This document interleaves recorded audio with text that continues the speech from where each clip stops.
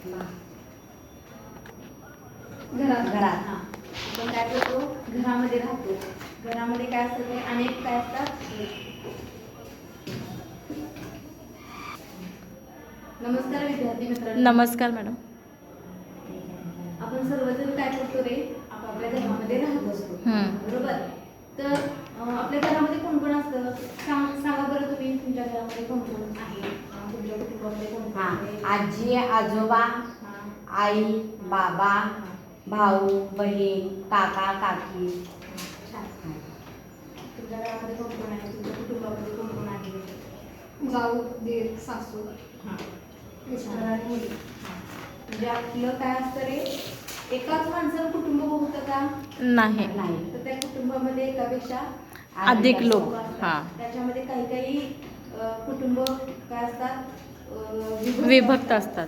काही काही कुटुंब कशी असतात एकत्रित. हां एकत्र असतात. त्याच्यामध्ये 2-3 पिढ्या एकत्र राहत असतात. आणि आत्ताच्या युगामध्ये जास्तीत जास्त विभक्त कुटुंबावर भर दिला जातो. हे एकत्र कुटुंब पद्धतीचं म्हणजे प्रमाण बऱ्याचशा प्रमाणात काय झालेलं आहे कमी झालेलं आहे.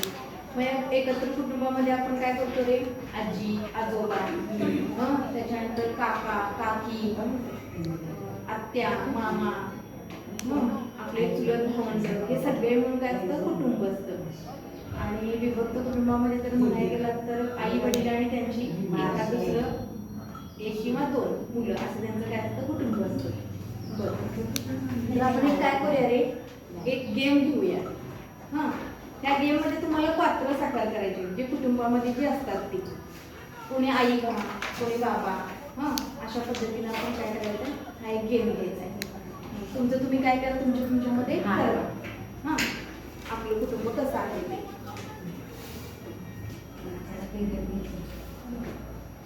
पुढे येऊ तेव्हा तू पण कुटुंबात म्हणजे तुम्ही काय करतात सगळे तुमचे नातेवाईक एकत्र आले जेवणानंतर गेम खेळतो. हा गेम आपण संगीत खुर्ची खेळतो किंवा गाण्याचे खेळतो. भुसभुशीने ते एकमेकांना तो गेम आपण काय करूया आज घेऊया. मी म्युझिक लागते तुम्ही रोल काउंट करा. म्युझिक ज्याच्यावर स्टॉप होईल त्याने एक ऍक्टिव्हिटी करून दाखवायची. 1 मिनिट.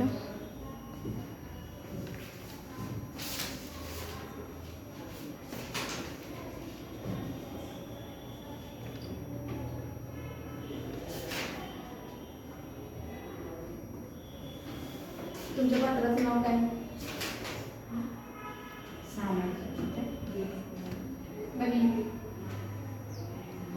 भाऊ वडील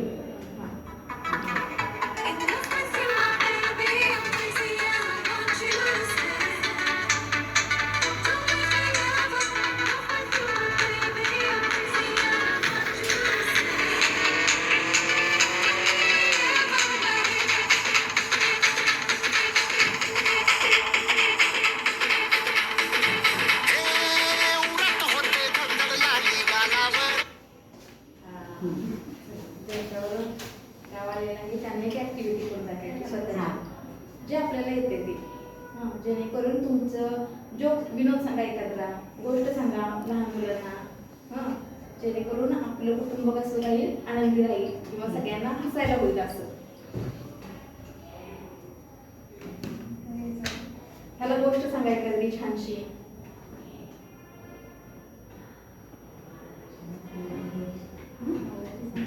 छोटीशी नाही तसं आता बघा ससा आणि कासवाची एक गोष्ट सांगणार आहे. ससा हा कसा असतोय बघितलायस ना तू ससा कसा असतोय उड्या मारणारा धावत पळत जाणारा. आणि कासव कासव कसा असतोय बघितलायस कसा असतोय हळू चालणार. हळूहळू चालणारा शिस्तात वगैरे अगदी मंद. मग एका वेळेला काय होतंय ससा काय म्हणतोय कासवाला की आपण दोघांमध्ये शर्यत लावूया धावण्याची. मग त्याच्यामध्ये कोण शर्यत जिंकतंय ते पाहूया. मग सशाला काय गर्व असतोय की मी एवढा सुंदर दिसणारा आणि मी धावत पळत जाणारा. ससा कसा मंद गतीने चालणारा. मग जिंकणार कोण आहे शेवटी मी जिंकणार आहे असं सशाला वाटत असते. पण सशाला तसा गर्व होता की मी जिंकणार आहे असा. मग ससा काय करतो, धावत धावत पुढे जातोय. मग ससा मागेच असतोय, शिस्तात शिस्तात हळूहळू असं येत असतोय. मग ससा काय करतोय, मागे वळून धावते. मागे वळून पाहिल्यानंतर कासव काय करतो, असं अजून जास्त मागे असतोय. मग ससा काय म्हणतोय की अजून कासव मागेच आहे, पण तोपर्यंत मी काय करतो, शिस्तात येऊपर्यंत झाडाखाली एक झोप घेतो. मग झाडाखाली तो झोपतोय, कसाही मी जिंकणार आहे असं त्याला गर्व असतोय सशाला. मग ससा झोपी जाते. ससा झोपल्यानंतर कासव हा पुढे हळूहळू करत पुढे डोंगरापर्यंत ससा हा जातोय. मग सशाला झोप लागलेली असते. सशाच्या तोंडावरती पान पडते झाडाचं. मग सशाला जाग येते. मग तो ससा काय म्हणतोय, अरे मला एवढा वेळ झोप लागली होती आणि कासव कुठे, कासव अजूनही आलाच नाही वाटतं बहुतेक. त्यावेळेस कासव यायच्या आधी मी धावत पळत जातो आणि माझा नंबर घेतो. मग ससा काय करतोय, धावत धावत पुढे डोंगराजवळ जातोय. मग तिथे काय झालं असते, कासव पोहोचलेला असतोय. कासव पोहोचलेला बघून ससा आश्चर्यचकित होतोय. त्याला वाटतंय की अरे एवढा शिस्तात जातोय मी, एवढा टुलूक पळत जातोय, पण माझ्या आधी कासव कसा पोहोचला. तर सशाने काय केलं, सशाला गर्व होता की मी आधी फास्ट पळत जाणार, मी नंबर काढणार याचा. मग त्यामुळे त्याच्या अहंकारामुळे त्याला काय होतंय, तो अहंकार त्याच्या आतमध्ये असल्यामुळे त्याला काय झालं, तो झोपी गेला आणि स्वतःचा आत्मविश्वास त्याला दगा दिला त्याने.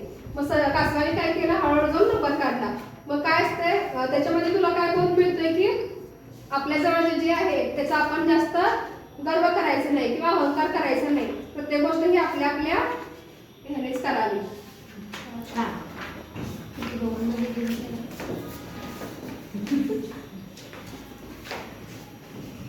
तर आपण काय करतो, आपल्या कुटुंबामध्ये आनंद निर्माण व्हावा याच्यासाठी काय करतो, आपण एकमेकांना प्रेमानं मायेनं विचारपूस करत असतो, त्यांची काळजी घेत असतो. कधी कधी कंटाळा आला, सगळे नातेवाईक वगैरे जमले तर आपण काय करत असतो, असे कार्यक्रम वगैरे घेत असतो, बरोबर. मग रोजच आपण हे करत असतो कार्य नाही, तर आपल्या कुटुंबामध्ये अनेक अडचणी पण येत असतात. मग सांगा बरं, तुमच्या कुटुंबामध्ये काय अडचणी येतात? कोणत्या आजारी पडतंय किंवा दवाखान्यात काहीतरी होतंय, हा अडचणी येतात. तुमच्या कुटुंबामधल्या अडचणी काहीतरी सांगा. व्यवहारामध्ये आर्थिक आर्थिक अडचणी येतात. मोठं कुटुंब असेल तर एकमेकांच्या मध्ये काय असतात रे, हेवेदारी असतात. मग अशा अडचणी आल्यावर आपण काय बरं करायचं, सगळ्यांनी मिळून ती अडचण सोडवायची. आर्थिक अडचण असेल तर ती काय निर्माण होते, त्याच्यातून आपण बाहेर कसं पडू शकतो याचा विचार करायचा आणि त्याच्यानुसार कार्यवाही करायची. त्याचबरोबर एखाद्या घरामध्ये सासू सुनेचं वाद होत असेल तर मग आपण पण त्या कुटुंबातला भाग आहे, तर आपण काय केलं पाहिजे, थोडं समजावून सांगण्याचा किंवा समजावून घेण्याचा सुद्धा आपण काय केला पाहिजे, प्रयत्न केला पाहिजे. अशा पद्धतीने आपण काय करू शकतो, आपलं कुटुंब काय करू शकतो, आनंदी ठेवू शकतो.